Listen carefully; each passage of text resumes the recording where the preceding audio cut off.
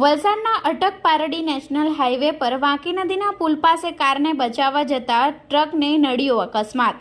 તારીખ 17 જુલાઈ બુધવારના રોજ 4:30 કલાકની મળતી માહિતી મુજબ વલસાડના અટક પારડી નેશનલ હાઈવે નંબર 48 ઉપર વાંકી નદીના પુલ પર બનેલી અકસ્માતની ઘટનામાં એક ટાટા કંપનીનું ટ્રક નંબર GJ01DX 2303 માલ સામાનનો જથ્થો લઈ વાપી તરફ જઈ રહ્યો હતો, જે દરમિયાન તે હાઈવેના સેકન્ડ ટ્રેક ઉપર પોતાનું વાહન હંકારી રહ્યો હતો।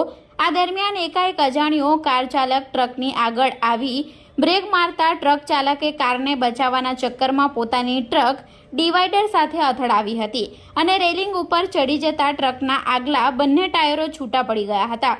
જો કે ઘટનાની જાણ થતાની સાથે જ જિલ્લા ટ્રાફિક પોલીસની ટીમ તાત્કાલિક ઘટના સ્થળે દોડી આવી હતી અને 2 ક્રેનની મદદથી ટ્રકને સાઈડે કરાવી વાહન વ્યવહાર સામાન્ય કરાવ્યો હતો।